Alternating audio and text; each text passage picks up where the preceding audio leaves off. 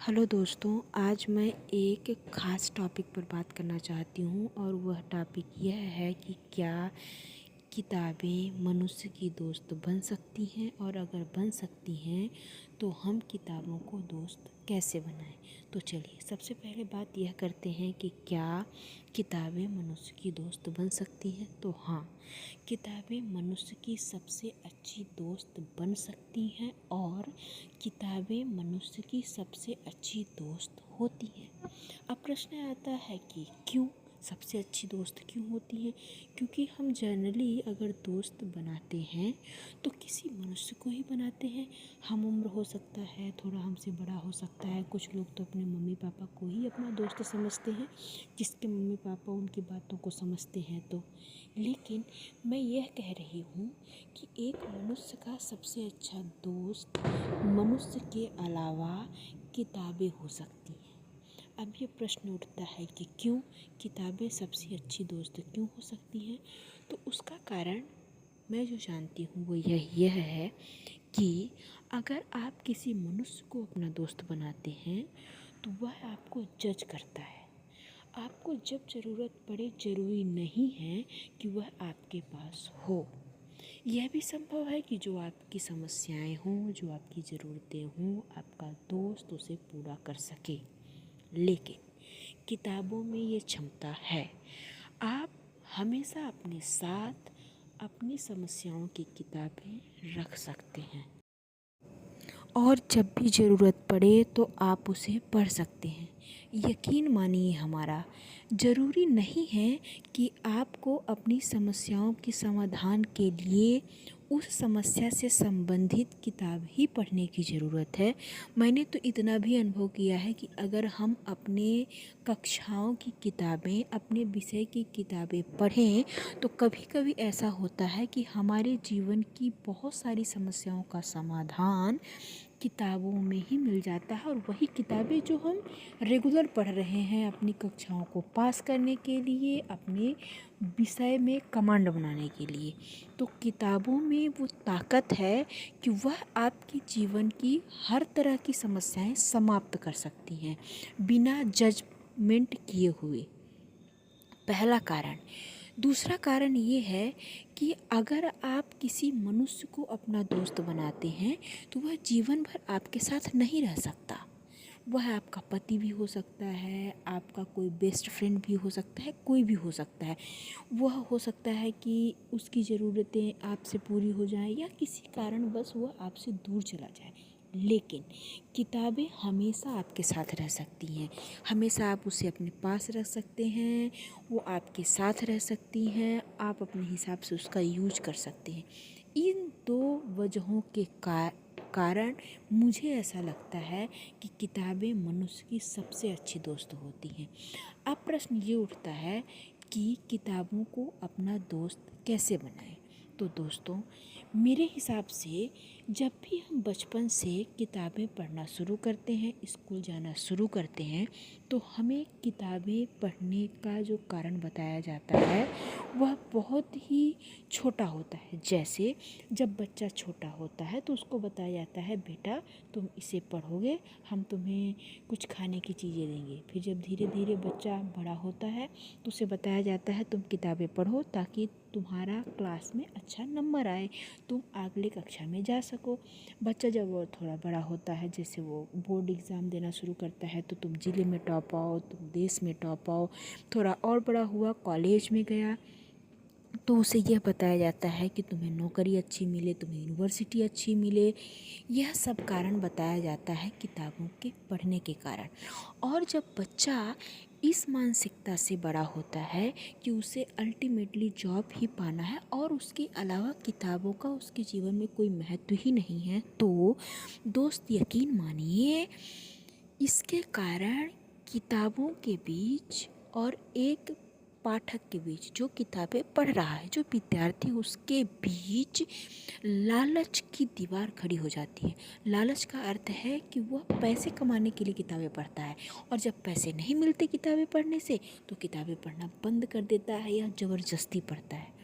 दोस्त, मुझे ऐसा लगता है कि अगर ये वीडियो कोई पेरेंट्स देख रहे हैं तो उनसे मेरी रिक्वेस्ट है कि आप बच्चे को सबसे पहला उसे ये बताना शुरू करें कि बेटा, अगर तुम किताबें पढ़ते रहे तो तुम्हारा शारीरिक मानसिक ठीक से विकास होगा। दूसरा, जैसे जैसे तुम बड़े होगे तुम्हारे जीवन में कई सारी समस्याएं आएंगी जिनका समाधान शायद मेरे पास भी ना हो, लेकिन अगर तुम सही अपनी ज़रूरत की किताबें पढ़ोगे तो उनमें समाधान मिल जाएगा।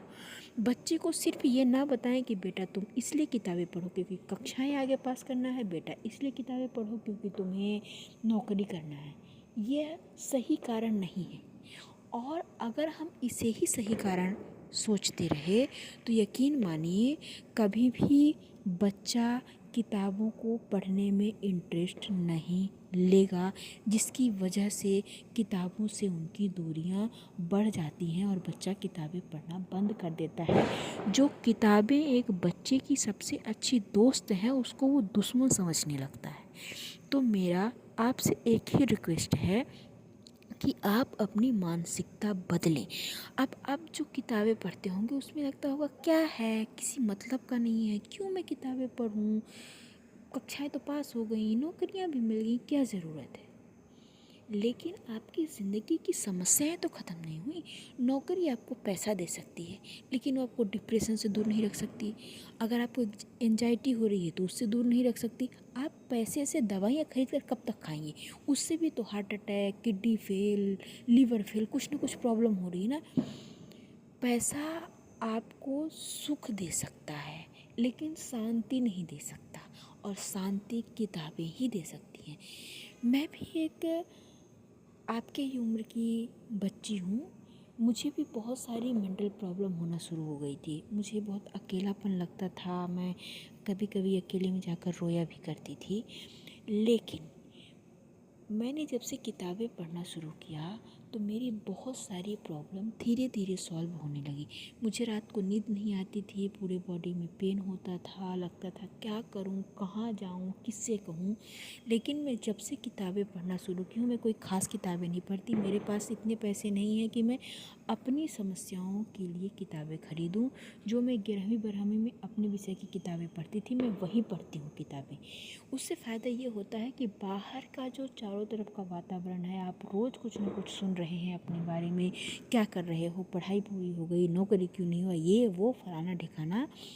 किताबें आपको इन सारी बातों से प्रोटेक्ट कर लेती हैं। ये बात आप अपने मन को समझाइए।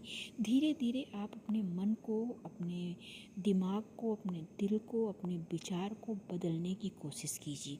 वो अफर्मेशन के ज़रिए हो सकता है, कोई अच्छा वीडियो सुनकर हो सकता है, कोई उसी से रिलेटेड कोई किताब पढ़कर हो सकता है, कैसे भी आप कीजिए।